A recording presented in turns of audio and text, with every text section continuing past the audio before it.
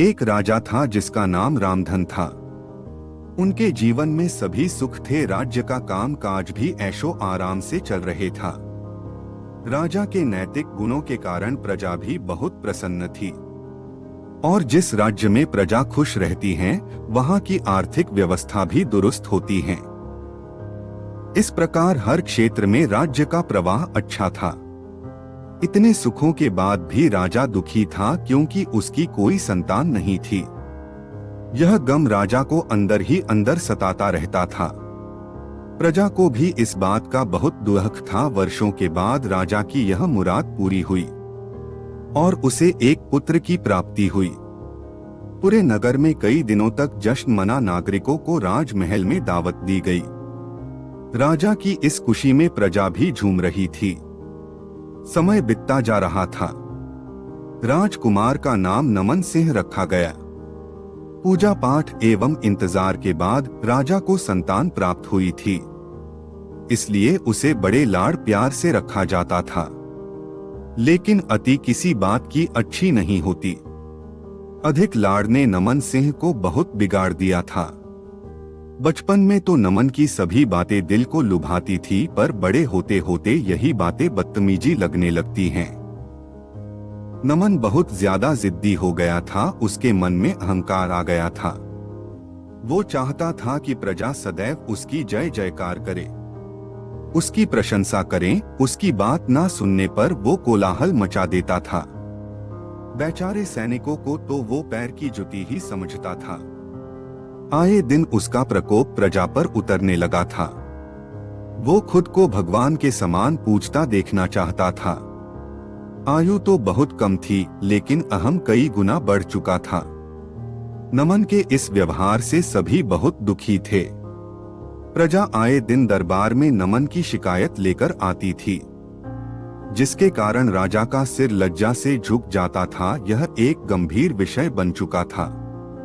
एक दिन राजा ने सभी खास दरबारियों एवं मंत्रियों की सभा बुलवाई और उनसे अपने दिल की बात कही कि वे राजकुमार के इस व्यवहार से अत्यंत दुखी हैं। राजकुमार इस राज्य का भविष्य हैं। अगर उनका व्यवहार यही रहा तो राज्य की खुशहाली चंद दिनों में ही जाती रहेगी। दरबारी राजा को सांत्वना देते हैं और कहते हैं कि आप हिम्मत रखें, वरना प्रजा निस्सहाय हो जाएगी। मंत्री ने सुझाव दिया कि राजकुमार को एक उचित मार्गदर्शन एवं सामान्य जीवन के अनुभव की जरूरत है। आप उन्हें गुरु राधागुप्त के आश्रम भेज दीजिए। सुना है वहां से जानवर भी इंसान बनकर निकलता है। यह बात राजा को पसंद आई और उसने नमन को गुरुजी के आश्रम भेजा। अगले दिन राजा अपने पुत्र के साथ गुरुजी के आश्रम पहुंचे। राजा ने गुरु राधागुप्त के साथ अकेले में बात की और नमन के विषय में सारी बातें कही। गुरुजी ने राजा को आश्वस्त किया कि वे जब अपने पुत्र से मिलेंगे तब उन्हें गर्व महसूस होगा। गुरुजी के ऐसे शब्द सुनकर राजा को शांति महसूस हुई और वे सहर्ष अपने पुत्र को आश्रम में छोड़कर राजमहल लौट गए। अगले दिन सुबह गुरु के खास चेले द्वारा नमन को भिक्षा मांगकर खाने को कहा गया, जिसे सुनकर नमन ने साफ इनकार कर दिया। चेले ने उसे कह दिया कि अगर पेट भरना है तो भिक्षा मांगनी होगी और भिक्षा का समय शाम तक ही है, अन्यथा भूखा रहना पड़ेगा। नमन ने अपनी अकड़ में चेले की बात नहीं मानी और शाम होते होते उसे भूख लगने लगी, लेकिन उसे खाने को नहीं मिला। दूसरे दिन उसने भिक्षा मांगना शुरू किया। शुरुआत में उसके बोल के कारण उसे कोई भिक्षा नहीं देता था, लेकिन गुरुकुल में सभी के साथ बैठने पर उसे आधा पेट भोजन मिल जाता था। धीरे धीरे उसे मीठे बोल का महत्व समझ आने लगा और करीब 1 महीने बाद नमन को भर पेट भोजन मिला, जिसके बाद उसके व्यवहार में बहुत से परिवर्तन आए। इसी तरह गुरुकुल के सभी नियमों ने राजकुमार में बहुत से परिवर्तन किए, जिसे राधागुप्त जी भी समझ रहे थे। एक दिन राधागुप्त जी ने नमन को अपने साथ सुबह सवेरे सैर पर चलने कहा। दोनों सैर पर निकल गए। रास्ते भर बहुत बातें की। गुरु जी ने नमन से कहा, कि तुम बहुत बुद्धिमान हो और तुम में बहुत अधिक ऊर्जा है, जिसका तुम्हें सही दिशा में उपयोग करना आना चाहिए। दोनों चलते चलते एक सुंदर बाग में पहुंच गए, जहां बहुत सुंदर सुंदर फूल थे, जिनसे बाग महक रहा था। गुरुजी ने नंदन को बाग से पूजा के लिए गुलाब के फूल तोड़ने कहा।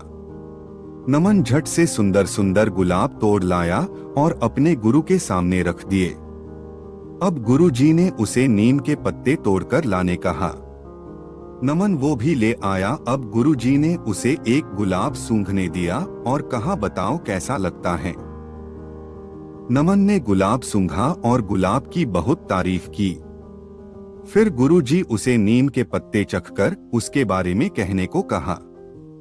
जैसे ही नमन ने नीम के पत्ते खाए, उसका मुंह कड़वा हो गया और उसने उसकी बहुत निंदा की और जतर कतर पीने का पानी ढूंढने लगा।